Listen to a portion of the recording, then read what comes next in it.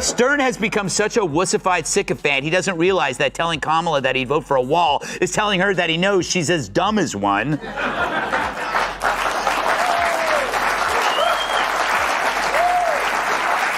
I mean, not to mention, Trump is the wall candidate, not Cackle's McKnee pads. Stern got even more pathetic, wondering how she doesn't nap.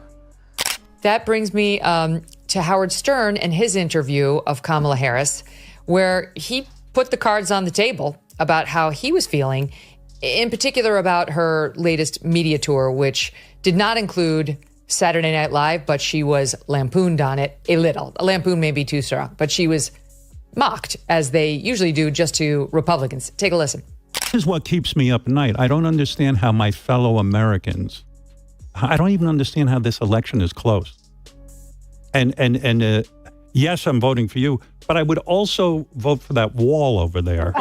Greg Gutfeld and Megyn Kelly just ripped through Howard Stern's carefully crafted legacy like a wrecking crew with a score to settle. With Greg's razor-sharp sarcasm and Megyn's precise, calculated strikes, they exposed the startling transformation of radio's original rebel into a polished echo of his former self. From fearless firebrand to celebrity whisperer, Stern's fall from grace wasn't simply roasted. It was incinerated for all to see. This wasn't commentary. It was a full-scale demolition of the myth, and they didn't leave a single microphone untouched. This is what keeps me up at night. I don't understand how my fellow Americans, I don't even understand how this election is close. And yes, I'm voting for you, but I would also vote for that wall over there. When you said you don't nap, I get it, because like what you've taken on is extraordinarily difficult. And I mean, do you feel the pressure of the moment in the sense that, like, when I met you out in the hall, I said, I'm really nervous because I want this to go well for you. I want it to go well for the country. Even when I watch them on Saturday Night Live with the, where they have Maya Rudolph playing you, I hate it. I don't want you being made fun of. Greg Gutfeld stepped into the spotlight with that trademark sideways grin, the kind that hinted he was about to drop something explosive. And this wasn't just another jab at politicians or a casual riff on pop culture chaos. This time, his target was Howard Stern himself, the self-proclaimed king of all media, the shock jock who once kept FCC regulators wide awake at night and had suburban moms sweating through their Aeropostale sweatshirts. Greg didn't just roast Stern, he dragged him straight through a time capsule, dusted off the old receipts, and held them up against the dimming light of a rebellion that had long since lost its fire. Period, while listening to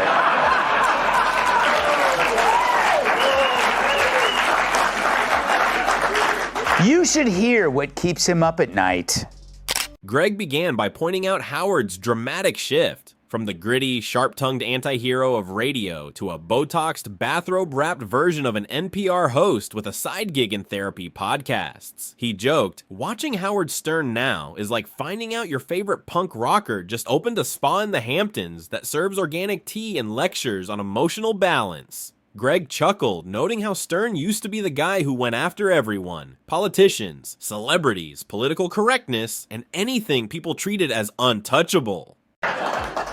She also appeared on Howard Stern, where he said he'd even vote for a wall over Trump. Harris replied, I'm not a wall, but I am plastered. Now he's sipping green juice and apologizing for the very jokes that built his entire career. Greg remarked that Stern didn't just sell out. He sold the booth, the mic, the headphones, and tossed in his backbone as part of the deal. He compared the old Stern to a wrecking ball and the new Stern to a meticulously choreographed interpretive dancer who only makes a move after clearing it with legal. Greg chuckled at the irony of Stern now preaching tolerance and personal growth while sitting on an archive of material that makes present-day Howard look like he's locked in a courtroom battle with his own past. But it is incredibly brave to take this stance after you've made $300, $400 million not being woke, right? Loving Donald Trump, exploiting the mentally ill, wearing blackface. Look at the crop of woke comics, whether it's Stern or Jimmy Kimmel, his BFF, Sarah Silverman, Joy Behar, Michael Ian Black. What do they all have in common? They wore blackface. And then they went woke. It's not a chicken or egg thing there. You know what order it came. Then Greg dug straight into the hypocrisy. Howard spent decades selling himself as the voice of truth, unfiltered, unafraid, the outsider. But the moment he landed his SiriusXM fortune and a few celebrity friends, he turned into exactly what he used to mock. A pampered elite tucked behind a wall of assistants and carefully curated interviews. Stern went from punk rock to public relations in record time. Now remember, Stern used to throw bologna slices at strippers' butts. With accuracy, I might add.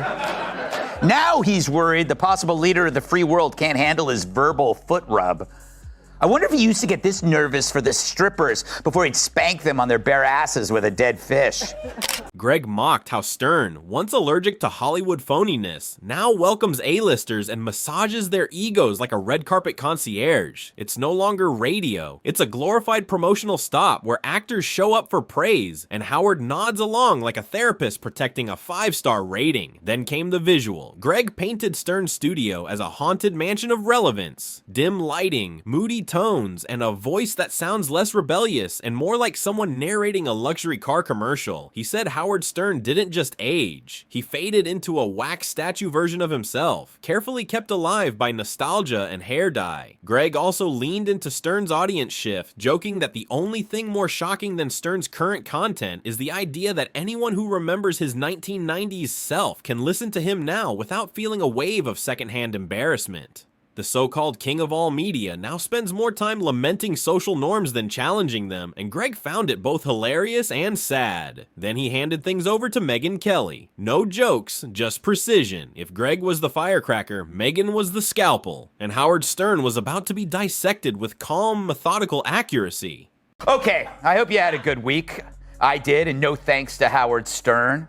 True, the New York Post reported that Stern hit a chic restaurant in NYC with a crew of A-listers, including Jimmy Kimmel, Jennifer Aniston, Jon Hamm, Justin Theroux, Jason Bateman. I was not invited.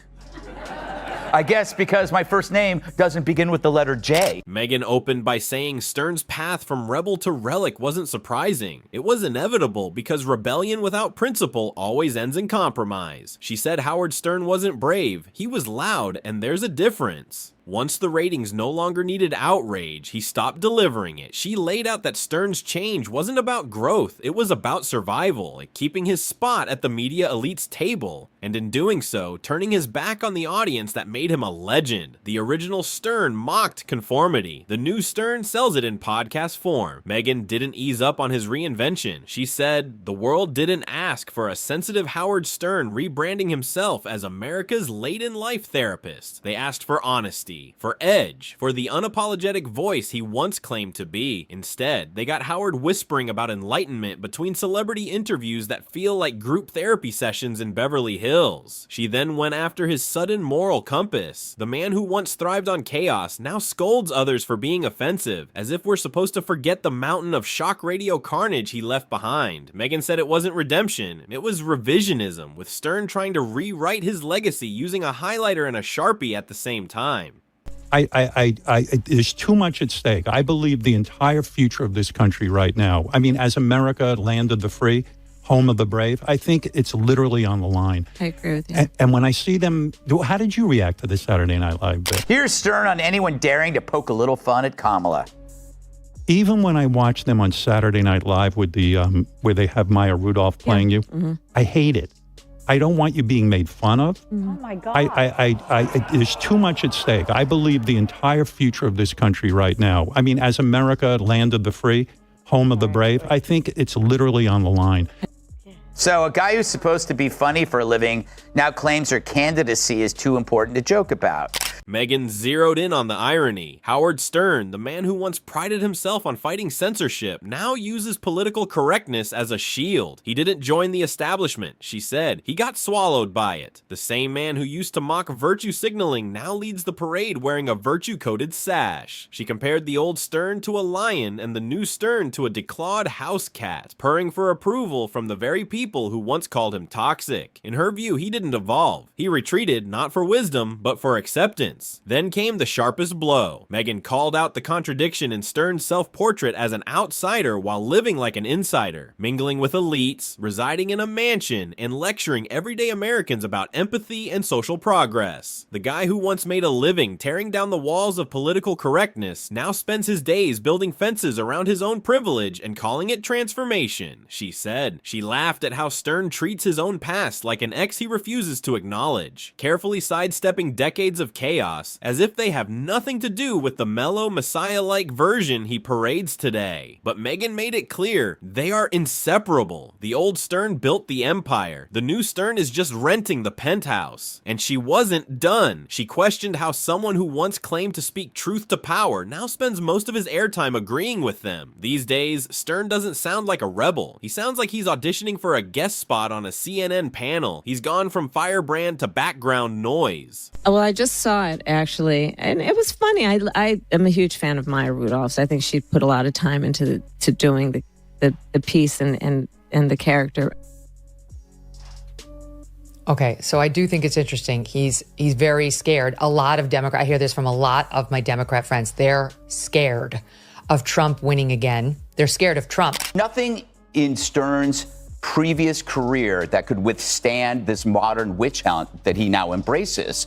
So this is a form of restitution. Maybe he says, if I'm woke too, the crocodile will eat me last, but they always do eat. But I get it. He flipped from populist to elitist because now he's with elitists. He's living in the Hamptons. What would the Stern of now think of the Stern of before? Megyn's tone sharpened as she noted that Stern's career once thrived on making people uncomfortable in ways that sparked real conversation. Now, she said, he's terrified of discomfort, terrified of being labeled, criticized, or stepping even slightly out of line with the establishment culture he's so eager to impress. She delivered the final punch. Stern didn't grow. He shrank. He folded into the comfort of money, praise, and elite approval, all while pretending he's still the same guy with a mic and no filter. But the filter's there now. It's just stitched neatly into his contract. Greg returned for one last jab, saying, Howard Stern was like a comic who lost his punchline but still insists on telling the joke. Every broadcast feels like a desperate attempt to be taken seriously by a world that never needed him to be serious in the first place. He imagined Stern's future show looking less like a talk show and more like a retirement home radio hour. Guests lounging in bathrobes, sipping tea, and sharing their feelings while forgetting they were once entertaining. The revolution Stern once claimed to lead had long since passed him by, leaving nothing but an echo softly fading behind a gold microphone. Right after the Columbine massacre that the killers should have raped the students before killing them.